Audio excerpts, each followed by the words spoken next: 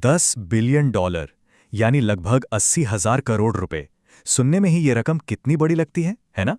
लेकिन जरा सोचिए, 1930 के दशक में सड़क किनारे एक छोटी सी दुकान से शुरू हुआ एक स्नैक ब्रांड आज इतनी विशाल कंपनी कैसे बन गया? इसी दिलचस्प सफर को आज की इस कहानी में हम गहराई से डिकोड करने वाले हैं। बीकानेर की उन छोटी छोटी गलियों से लेकर 10 बिलियन डॉलर के एक ग्लोबल एम्पायर तक, हल्दीराम का ये सफ़र महज एक बिजनेस की कहानी नहीं है। ये एक मास्टर क्लास है शानदार इनोवेशन और गजब की एक्सपेंशन स्ट्रैटेजी की। तो आज के इस विश्लेषण में हम जिन मुख्य चीज़ों पर बात करेंगे वो हैं बीकानेर में उनकी वो पहली विनम्र शुरुआत, फिर उनके इनोवेशन की सीक्रेट रेसिपी, कैसे उन्होंने पूरे भारत में अपना विस्तार किया, उनकी पैकेजिंग और ग्लोबल रीच, और आखिर में ये 10 बिलियन डॉलर का विशाल साम्राज्य। तो चलिए आगे बढ़ते हैं। पहला चैप्टर, एक विनम्र शुरुआत और एक बड़ी लेगेसी का जन्म। कहानी की शुरुआत होती है 1919 में, जब गंगा बिशन अग्रवाल, जिन्हें लोग प्यार से हल्दीराम कहते थे, अपने पिता की भुजिया की दुकान से जुड़े। फिर 1937 आते आते उन्होंने बीकानेर में अपनी खुद की एक अलग दुकान खोल ली। लेकिन असली टर्निंग पॉइंट आया 1950 के दशक में। एक शादी के सिलसिले में उनका कोलकाता जाना हुआ और वहीं उन्हें अपने बिजनेस को राजस्थान से बाहर ले जाने का आइडिया मिला। ये सिर्फ एक शहर से दूसरे शहर जाने की बात नहीं थी, बल्कि ये एक बहुत बड़े साम्राज्य की पहली ईंट थी। अब आते हैं दूसरे हिस्से पर, इनोवेशन की रेसिपी और भुजिया का वो नया अवतार। देखिए, उस दौर में पारंपरिक भुजिया आमतौर पर बेसन से बनती थी। जाले मोटे होते थे और इसे सिर्फ 2 पैसे प्रति किलो के हिसाब से बेचा जाता था। लेकिन गंगा बिशन जी ने यहाँ एक जबरदस्त बदलाव किया। उन्होंने बेसन की जगह मोठ की दाल का इस्तेमाल शुरू किया और जाले को एकदम बारीक कर दिया। और इसका नाम क्या रखा?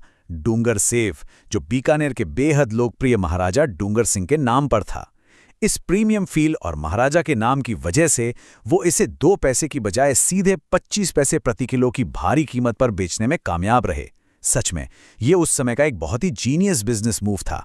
तीसरा चैप्टर, पूरे भारत में विस्तार, जिम्मेदारियों को बांटना और मार्केट पर छा जाना। अब ये एक्सपेंशन सिर्फ नई दुकानें खोलने तक सीमित नहीं था।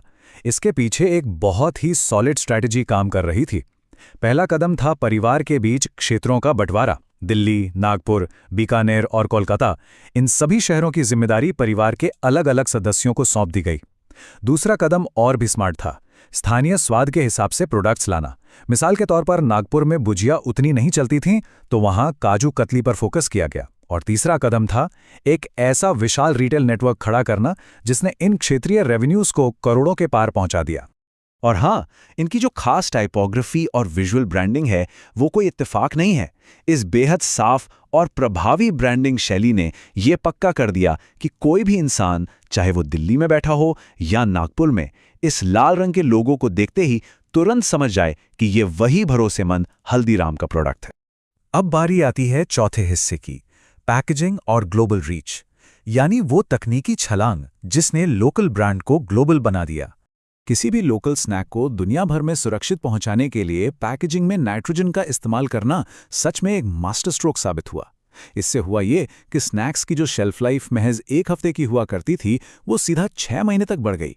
साथ ही स्नैक्स को ताज़ा रखने के लिए जिप पाउच बैग्स मार्केट में उतारे गए और इनका सबसे स्मार्ट मूव 5, 10 और 20 रुपए के छोटे छोटे पैकेट्स लॉन्च करना। इस एक फैसले ने हल्दीराम के प्रोडक्ट्स को हर आम इंसान की पहुंच में ला दिया।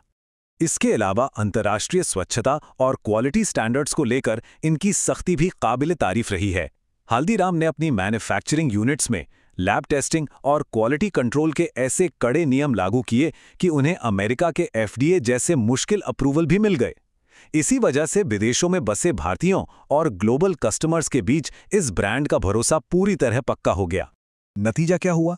1993 में पहली बार 15 नमकीन उत्पादों का अमेरिका में एक्सपोर्ट शुरू किया गया। फिर 2016 आते आते भारत के बाहर इनकी पहली फैक्ट्री सीधे लंदन में खुल गई। और आज का डेटा देखें तो ये ब्रांड दुनिया भर के 60 से ज़्यादा देशों में अपने उत्पाद एक्सपोर्ट कर रहा है। ये साफ दिखाता है कि वो ग्लोबल इंडियन डायस्पोरा की डिमांड को कितनी गहराई से समझते हैं। और अब आते हैं हमारे आखिरी और सबसे दिलचस्प चैप्टर पर, 10 बिलियन का साम्राज्य, यानी डेविड बनाम गोलियत का क्लाइमैक्स। मार्केट शेयर के ये आंकड़े सच में हैरान करने वाले हैं।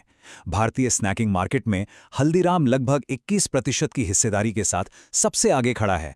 मजे की बात तो यह है कि पेप्सी जैसे ग्लोबल जायंट्स 13% पर सिमटे हैं और बीकाजी 9% पर। यह साफ दिखाता है कि कैसे एक देसी परिवार द्वारा चलाया जाने वाला बिजनेस आज दुनिया की सबसे बड़ी मल्टीनेशनल कंपनियों को उनके ही घर में मात दे रहा है। और आज की तारीख में जो सबसे बड़ी चर्चा चल रही है वो है प्राइवेट इक्विटी की ये बिडिंग वॉर। ब्लैकस्टोन 8 से $8.5 बिलियन की बोली लगाकर बातचीत की मेज पर बैठा है।